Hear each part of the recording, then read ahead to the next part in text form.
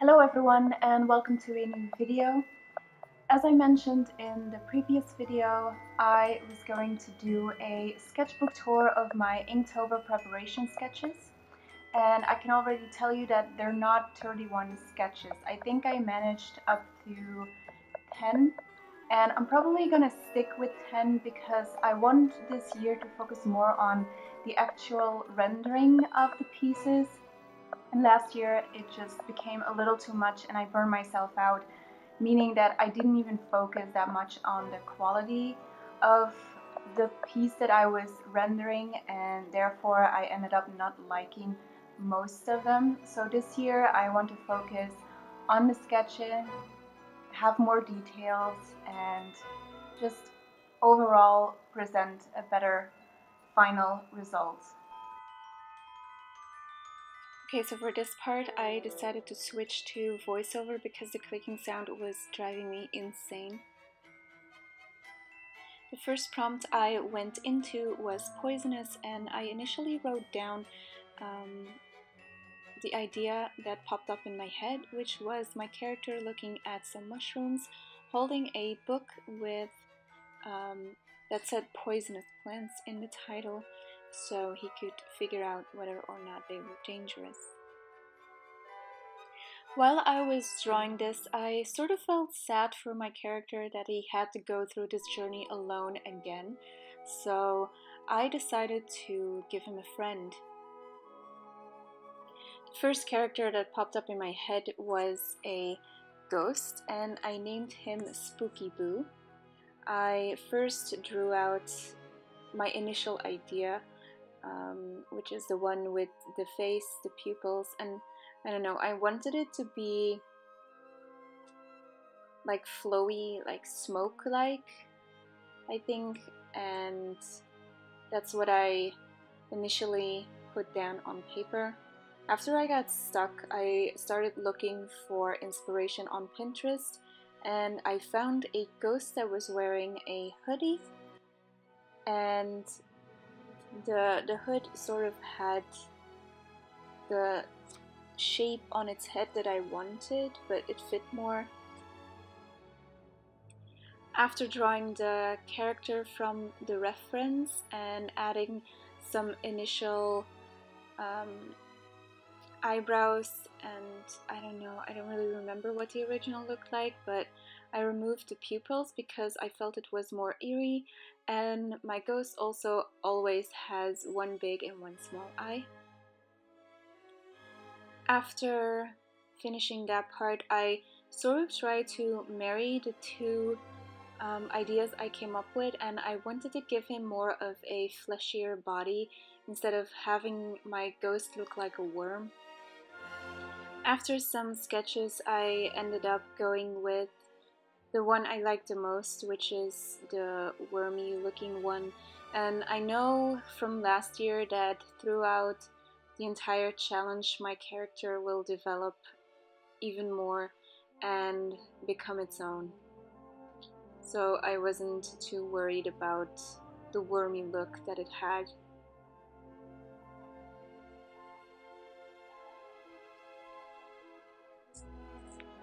The second prompt was tranquil, and my initial idea was having them fishing or just lying around in a canoe. And I first drew some thumbnails with them fishing, and then switched to my second idea of having them sleeping in a canoe with mountains in the background.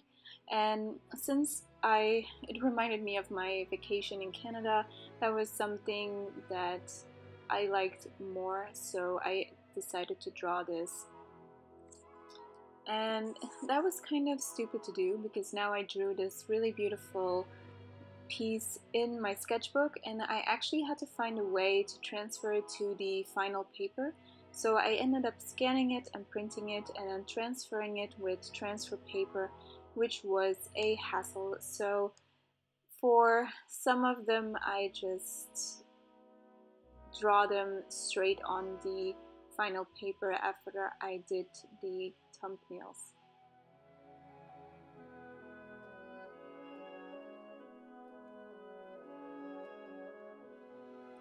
The next prompt is roasted, and my initial idea was having them eat marshmallows. I have no idea if you roast marshmallows, but hey, that's what popped in my head, and that's what I started drawing. I believe that this is the first one that I actually rendered in such detail.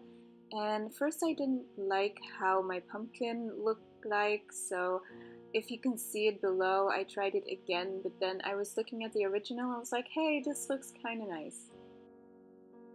It's also the first time that I drew Spooky Boo as a character in this piece, so it is still very rough and will probably change over the course of different drawings. And as you can see, they have backpacks, so I made this sort of like a journey where they go camping and hiking, and it's basically just things that I personally like to do myself. So it is sort of inspired on my own life.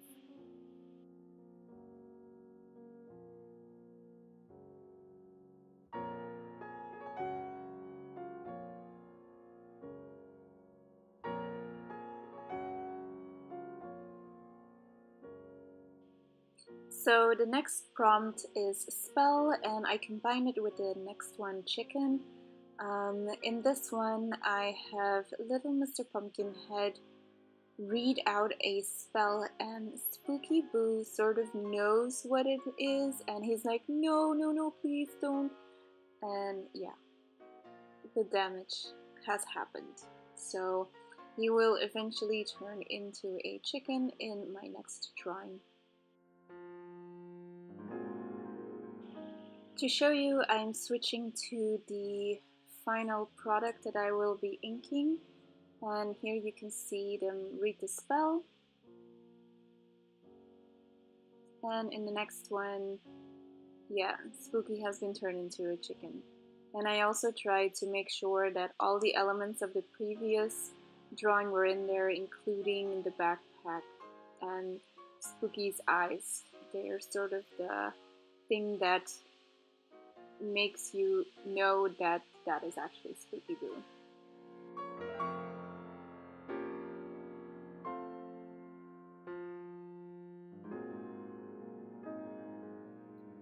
The next prompt I drew out was exhausted, and I also combined this one with star.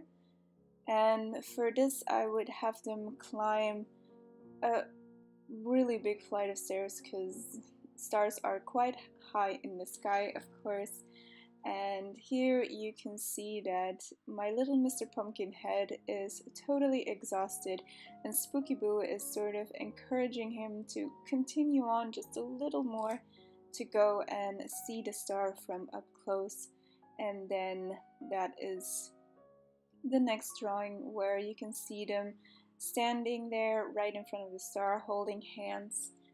And yeah, this is one of my more favorite drawings in this series. I skipped some prompts because sometimes I just don't know what to draw, and I went straight into number 26, which is sketch. No, wait, stretch. Yes, stretch. And I have them do yoga at their camping ground, which was quite interesting. For the final piece, I redrew this and actually paid attention to perspective for the tent. I just wanted to try it out and see what would happen, and you will see the result of that later in this video. This one is angular, and for this one I had them standing in front of a mirror that sort of changed their shapes into angular pieces. And in the front you can see them in their original form, so the camera is sort of like in between them, which is quite nice.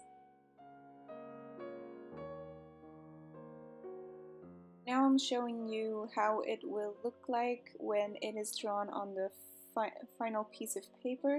For this I'm using Paint On Clairefontaine, and it's a tanned paper, I bought this, I don't know, 2 years ago, I think, and I thought that the cover of this paper looked really Inktober inspired with all the black and white. It was like it was made for it.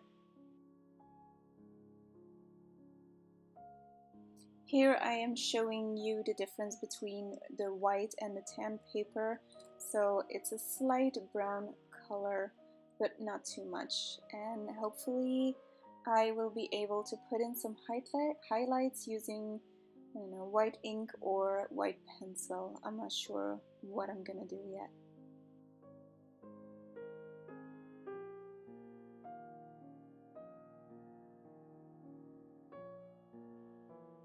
So this is the first drawing, Poisonous. You can see that this is drawn with red pencil, and that's because this one I drew directly onto the paper and not first in my sketchbook.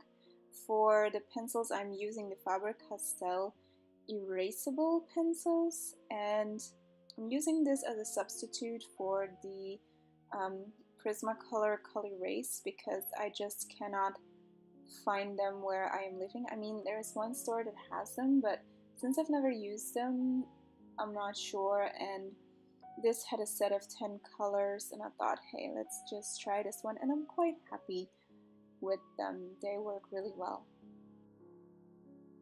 So if you're looking for erasable color pencils, I really do recommend these.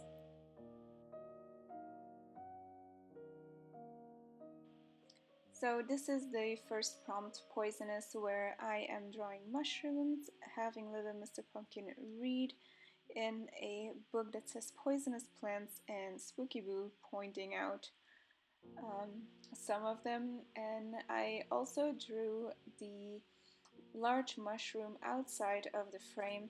This is something I'm gonna try and do throughout the entire series. I don't know what effect this will have, but I want to see what it looks like.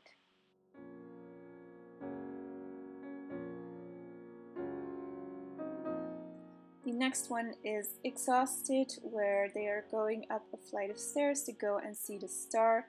I have not yet transferred the star piece itself, but this one is also done with the carbon paper. That's why parts of it are in black and the other part is red. So I first scanned my image from my sketchbook, printed it out, and used carbon paper to transfer it to this paper.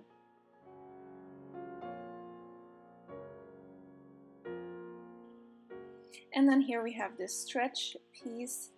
I redrew this entirely because I didn't like the original sketch in my sketchbook, and I actually paid attention to perspective. That's why you can see the perspective lines for the tent. I did not use perspective lines for the yoga mats because they can be placed in different angles anyway, so I just eyeballed that. And I also spend more time on foliage, which is something I should try and do throughout the entire series, because here I usually forget it.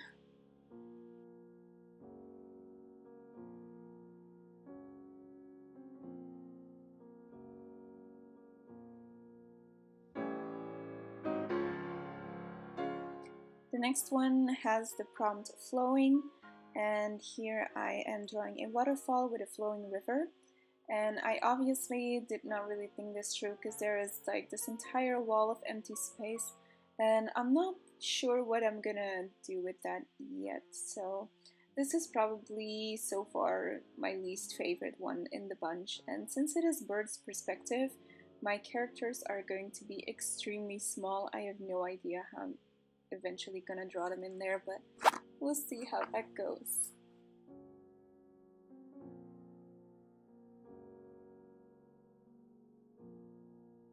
And then we have Angular, where they are standing in front of this special mirror that turns them into angular pieces.